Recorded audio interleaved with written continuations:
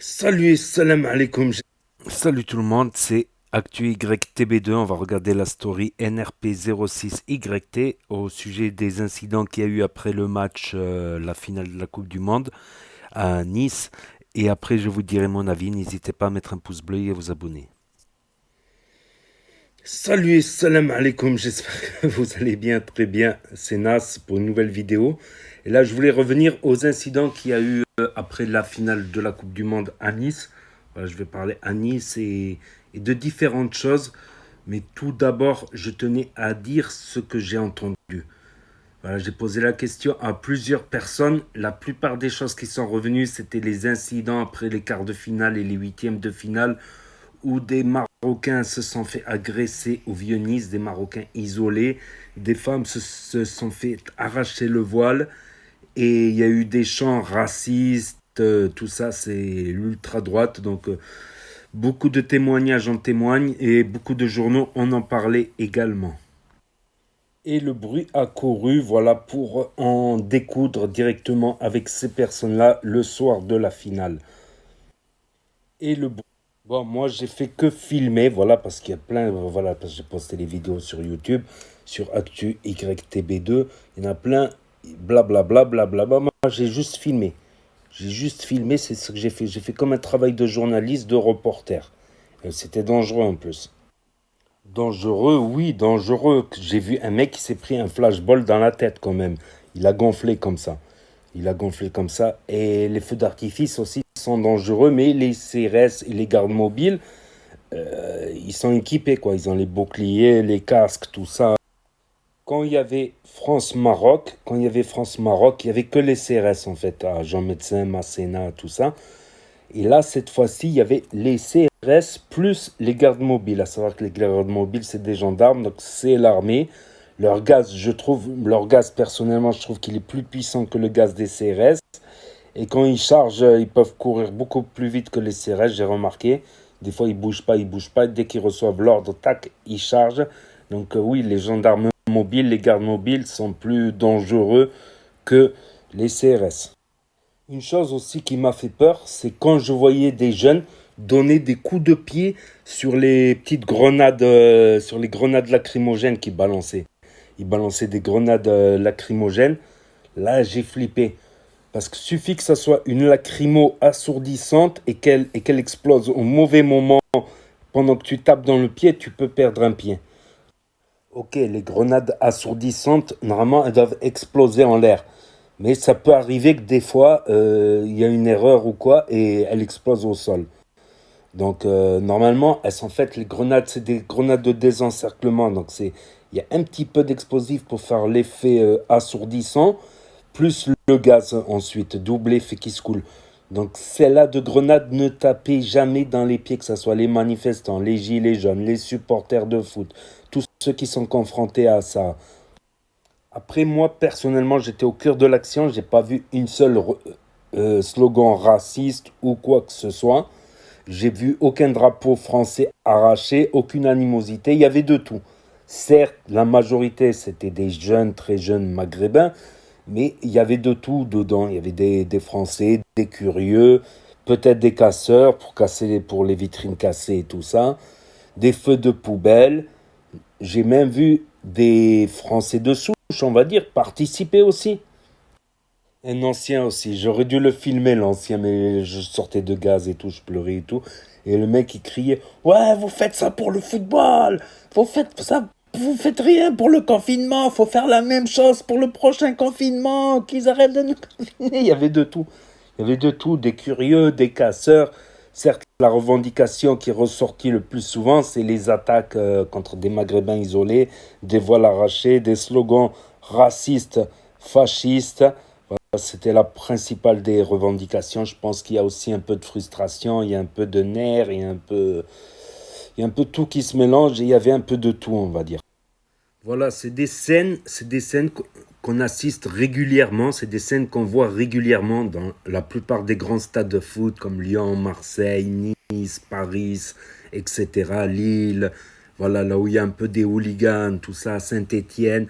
Et aussi, c'est une scène qu'on voit souvent dans les manifestations, que ce soit les gilets jaunes, les bonnets rouges, les black blocs, c'est des scènes qu'on voit assez régulièrement, voilà. Les manifestations d'étudiants également, j'allais oublier les manifestations d'étudiants. Les man- Donc la BSN aussi, je voulais revenir sur ça, sur la Brigade Sud Nice qui a été dissoute en 2010, qui s'appelle la Populaire Sud maintenant. Donc la BSN, j'en ai parlé avec beaucoup de personnes. Donc ce qui est revenu souvent, c'est qu'il y a des ultra-droites. Effectivement, il y a des ultra-droites, il y a des membres d'ultra-droite, des fascistes dans la Brigade Sud Nice. Mais certains gens m'ont dit, il n'y a pas que eux. Voilà, il n'y a pas que eux. Et j'en ai eu la preuve une fois quand j'étais avec les canailles, il y avait un petit jeune qui est arrivé, supporter de Nice. Il y avait eu les échauffourées contre Cologne, tout ça, il y a eu des bagarres, tout ça. Et le jeune, il a dit, ouais, il y a eu les bagarres dans le stade et tout. Il était à fond pour la BSN, mais il suivait les canailles. Les canailles, c'est principalement que des rebeux, à part quelques personnes. La team canaille, c'est principalement des rebeux. Donc, lui, je peux pas le mettre dans les fachos, vu qu'il suit des rebeux, il est venu nous voir, tout ça. Donc, comme quoi, il n'y a pas que des... Je soupçonne aussi quelques BSN, mais pas les BSN racistes, on va dire. Les BSN normaux, quoi, dans le tas. Ils se sont déguisés, en fait. Ils se sont déguisés en rebeux, j'ai compris. Ils se sont déguisés en rebeux. Putain, je rigole d'une situation dramatique. Ils se sont déguisés. C'était les BSN, en fait. Ils se sont déguisés en rebeux. Ça y est, j'ai trouvé. Non, gardons le sérieux. Mais oui, il y avait quelques membres de la BSN. Les BSN non racistes, on va dire. Ça existe, voilà. Ça existe. Après, oui, la BSN, il y a eu des trucs racistes dans le stade. Des trucs pas bien, quoi. Franchement. À un moment, ils ont fait tout Jean Médecin. À un moment, ils sont montés à Vernier, où c'est un peu plus chaud. Vernier, rue Trachel, tout ça. Ils sont montés jusqu'à l'ancienne gare, celle qui est un peu plus haut. Voilà, voilà là où il y a la bifurcation vers le stade du Ré. Et il y a un jeune qui m'a dit, ah ben, on va monter jusqu'au quartier nord. On va monter jusqu'au quartier nord comme ça. Il me semble que ça s'est arrêté à l'ancienne gare. Et ce jeune, vous allez le revoir, je crois. Vous allez le revoir en story prochainement. Ah, il y avait des jeunes de partout, il y avait des jeunes de partout. Voilà, quand j'étais jeune aussi, moi aussi, j'ai fait des conneries, moi aussi, j'avais l'âge bête. J'allais dans les manifestations étudiantes, tout ça, parce que nos établissements, ils étaient délabrés. Au stade de foot, contre les supporters fachos, tout ça. Ça jetait des trucs, des projectiles, tout ça. Mais il y a longtemps, j'étais petit.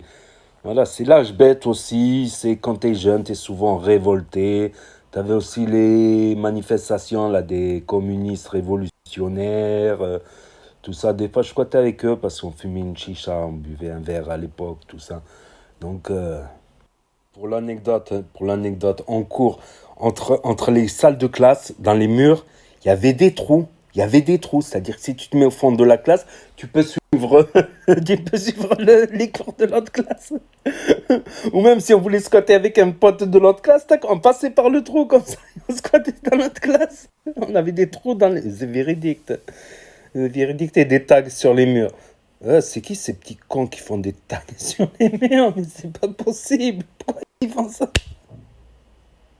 Bon, j'avoue, j'avais fait quelques petits tags, quelques graffitis, tout ça. Mais c'est l'âge bête. C'est l'âge bête, c'est tout. Oh, oh, j'ai encore l'âge bête. Non, je rigole. Je rigole, je me suis assagi, j'ai appris beaucoup de choses dans mon parcours de vie. Et avec le recul, là, dans les incidents qu'il y a eu après la finale, c'est un miracle qu'il n'y ait pas eu de blessés graves, quoi. Il y a eu quelques petits blessés, mais blessés légers, quoi. L'autre qui s'est foulé la cheville, un qui s'est pris un flashball, je pense, peut-être je me trompe, mais je pense que pour beaucoup d'entre eux, c'était comme une démonstration. Voilà, si vous voulez continuer à attaquer les Maghrébins isolés, à tirer des voiles, à faire des slogans racistes, il y a du répondant. Et c'était que des petits jeunes, c'était que les très jeunes. Encore, ça va là, comparé à quand j'étais petit, quand j'étais tout petit minot, il y avait la réputation à Nice qu'il y avait des skinheads, crâne rasé, tout ça, qui balafraient des maghrébins, des trucs comme ça. C'était grave à l'époque. Ça, justement, il y avait déjà des embrouilles entre les rebeux et les renois. Ils étaient ensemble justement contre les skinheads. Mais les skinheads, ça n'existe plus. Enfin, ou certains, ils ont laissé pousser leurs cheveux. Ils passent un peu plus partout maintenant. Et apparemment, c'était à peu près les mêmes raisons pour Montpellier, Lyon, d'autres villes, tout ça, avec qui comportent des noyaux d'ultra-droite, des groupuscules d'extrême droite. Donc on a vu des extrêmes droites tirer des feux d'artifice sur des Maghrébins qui, eux, n'ont pas de bouclier, n'ont pas de protection, tout ça, de casque. Et à Lyon aussi, il y a eu ce qu'on appelle des sortes de petites ratonnades au Vieux-Lyon, tout ça. À Paris, ils avaient arrêté 40 un groupuscule de 40 personnes d'extrême droite. 40 personnes, ça peut faire mal quand même. Bon, face à 200, 300, ça dépend, mais... Et une petite pensée pour le petit Aymen de Montpellier, de la Paillade. Voilà, Allah yarhamou, que son âme repose en paix. J'ai pas envie de ressoulever le débat. Je voulais rappeler que beaucoup de Gitans et de Maghrébins, de Marocains ont grandi ensemble dans le sud de la France, que ce soit Narbonne, Perpignan, Toulouse, Montpellier, etc. Et qu'il ne faut pas mettre tout le monde dans le même sac. C'est pas parce qu'il y a une personne qui a fait une connerie qu'il faut mettre toute la communauté dans le même sac. Et je reprocherais plus au Condé, voilà. Parce que ça aurait été un rebeu qui aurait fait ça. Ça aurait été un rebeu, mais ça, il aurait été recherché par Interpol, par les renseignements généraux, le GIGN, le GIPN, les RG, la BRI. Même s'il se fait arrêter, je ne pense pas qu'il va prendre 20 ans, ni même 10 ans, parce qu'il a des circonstances atténuantes. Et j'en parlais justement, j'en parlais avec des potes. Des fois, on perd le cerveau pendant quelques secondes. C'est dangereux de perdre le cerveau. C'est mieux de garder tout le temps sa tête 100%. Voilà. Oui, il faut jamais oublier que dans des circonstances exceptionnelles, on peut perdre la lucidité. On peut perdre de la lucidité. Oui, il faut jamais oublier que dans des circonstances exceptionnelles, et je vois d'autres commentaires sur ActuD, YTB2 et Nasri06 sur YouTube. Zarma, moi, je suis... Des gens qui me jugent. Zarma, moi, je suis sectaire. Je traîne qu'avec les rebeux. Je traîne qu'avec les maghrébins. Faux. Faux. Faux. D'ailleurs, je vous ferai témoigner, soit ce soir, soit demain, je vous ferai témoigner des gens avec qui je traîne très souvent. On traîne très souvent ensemble. C'est quoi? C'est un gitan, un portugais. Il y a d'autres gitans, il y a un peu de rebeux aussi. Oh, moi-même, quand j'étais petit, tous mes voisins, c'était des gitans. J'ai jamais eu de problème. On n'a jamais eu de problème avec eux. Au contraire, c'est les seuls enfants qui jouaient avec moi. Moi, j'étais bec quand j'étais petit. J'étais bec, c'est-à-dire je bégayais. Il n'y a aucun enfant voulu jouer avec moi. J'étais un peu seul dans mon coin. Il n'y a que les gitans qui venaient me voir et tout. Ma parole, voilà. D'ailleurs, on était les souffres-douleurs de la prof. Chaque fois, c'était moi et les gitans. Les rebeux et les gitans. À chaque fois, elle nous casse. Elle a même fini par nous frapper et elle s'est fait virer, je me rappelle quand j'étais petit. Même des gens de Montpellier, ils ont constaté quoi? Ils ont constaté que beaucoup de ces jeunes qui venaient, qui insultaient et tout ça, beaucoup n'étaient pas de la paillade. Hein. Beaucoup n'étaient pas de la paillade ou de la moisson. Mais le problème, c'est que si eux, ils foutent la merde là-bas, après ils retournent dans leur secteur, après c'est qui va assumer les tensions tous les jours? Alors qu'il y a pas mal de gitans à la moisson, pas mal de rebeux à la paillade. C'est qui va assumer les tensions après? Et aussi une petite pensée à Yanis, Allah yarhamou, Yanis de Perpignan, son père a témoigné. Il y a eu le jugement de la femme qui l'a écrasé à Perpignan et elle n'a rien eu. Elle a eu 2 ans de sursis, 2 ans de sursis. C'était Nasdas l'an dernier quand il y a eu l'affaire qu'il a partagé. Voilà, qui a partagé la manifestation du père de Yanis, de la famille de Yanis, du quartier de Yanis à Perpignan. C'est malheureux ce qui s'est passé. Après, Nasdas, qu'on l'aime ou qu'on l'aime pas, faut avouer qu'il partage certaines choses quand même importantes quand il faut partager. Par exemple, la mort du petit Yanis, Allah yarhamou, pour que justice soit faite, même si la justice, elle n'a pas été entièrement faite, on va dire. Et aussi, j'en parlais avec des amis, c'est que Nasdas aussi, c'est bien, je trouve, qu'il montre que les Gitans et les Arabes, ils vivent ensemble. Ils vivent ensemble, ils grandissent ensemble, ils squattent ensemble. Je sais, certains vont m'évoquer des incidents du passé, des incidents parfois très lointains. Oui, c'est arrivé des incidents de part et d'autre. C'est des cas isolés. Comme j'ai dit, il ne faut pas mettre tout. Mais ces rumeurs comme quoi les Gitans et les Arabes, tout ça. Bon, c'est une rumeur qui fait plaisir aux ultra-droites, aux racistes, qu'ils aimeraient bien qu'on se bouffe ensemble. Mais non, il y a justement une solidarité parce qu'on vit dans des quartiers défavorisés, on a vécu les mêmes galères, souvent même on s'est entraidé, on s'est soutenu, on s'est épaulé dans les moments difficiles. Mais certains ultra-droites, c'est leur rêve qu'on se bouffe entre Renois et Rebeux et Gitans, c'est leur rêve. Alors écoutez-moi, s'il vous plaît, ne réalisez pas le rêve des ultra-droites et des fachos qui aimeraient nous voir nous entrebouffer entre nous. Partagez, même si vous pouvez partager, voilà ce témoignage. Voilà, pas pour faire des vues. Il y a des choses plus importantes que les vues, je pense. Même si vous voulez, je ferai une petite vidéo reportage dans les secteurs gitans et pour qu'ils témoignent et dans les secteurs rebeux. Dans des secteurs rebeux, il y a un peu de gitans et dans des secteurs gitans, il y a un peu de rebeux dans les secteurs gitans et je les vois. Moi, je les vois dans la vraie vie. Ils squattent ensemble, et ils boivent un coca ensemble. Je les vois, ils sont toujours ensemble. C'est toujours les mêmes petites équipes, ils sont toujours ensemble et ils sont tous mélangés. Marocains, Algériens, Tunisiens, Gitans, quelques Renois. Il y en a, ils ont travaillé toute leur vie ensemble en plus. Surtout ceux de la mairie, évidemment. Ceux de la mairie, ben, ils ont travaillé toute leur vie ensemble. Ils ont été collègues ensemble. Après le boulot, ils boivent le café ensemble. Bon, après, c'est pas sympa là, les messages que je reçois. Zama, je parle trop, moi. Moi, je parle trop. Moi, je parle trop, moi. C'est des conneries, ça. Ça, c'est certains qui ont voulu me mettre une réputation, Zama, qui m'ont surnommé par l'autre, tout ça. Zama, moi, je parle trop. Parce que moi, si je voulais parler beaucoup, ben, je parlerais beaucoup plus. C'est juste pour exprimer, voilà, pour dire mon avis, pour dire ce que j'ai ressenti, tout ça. Des fois, je me trompe, des fois, j'ai raison. Mais au moins, j'exprime mon propre avis, c'est tout. En tout cas, on est ensemble, il me semble. On est ensemble, il me semble. Et je les vois qui tremblent quand on est ensemble, il me semble, dans ces putains d'ensemble. Car qui se ressemblent, s'assemblent. Je pars en vrille, là, je crois. Il y a même des journalistes qui m'ont contacté, mais j'ai pas envie. Je fais plus confiance aux journalistes. Depuis la fois où ils ont dit que j'allais être anonyme, mais en fait, ils m'ont mis le nom à la place d'un Français. Il y avait un autre Français qui avait témoigné, ils avaient mis mon nom, mon prénom. Et moi, qui s'en rappelle de ça? Il m'a mis un nom, prénom français, j'en rappelle, ils ont interverti les noms. Alors qu'à la base, ça devait être anonyme. Voilà, désolé, mais il y a eu tellement de problèmes avec la presse. La presse, elle a réagi aussi. J'ai pas envie. Je préfère parler comme ça dans mon petit canal avec le petit gang ici. Voilà, si vous voulez partager, partagez parce que je pense que le message il est important. Voilà, les vues elles ne seront pas sur moi. Vous screenez ma story, vous la partagez. Voilà. Vous screenez et vous partagez. Voilà, ça vous fera des vues. Mais si le message il peut être. Je me rappelle quand j'étais passé à la télé, sur cette fois-ci, parce que j'étais passé plusieurs fois à la télé. Je m'en dans la rue, ils m'ont dit, oh, t'as fait à la télé et tout. Puis ils m'ont dit, mais tu t'appelles Jean en fait? Ouais, je m'appelle Jean Rachid. Jean Rachid. Oh putain.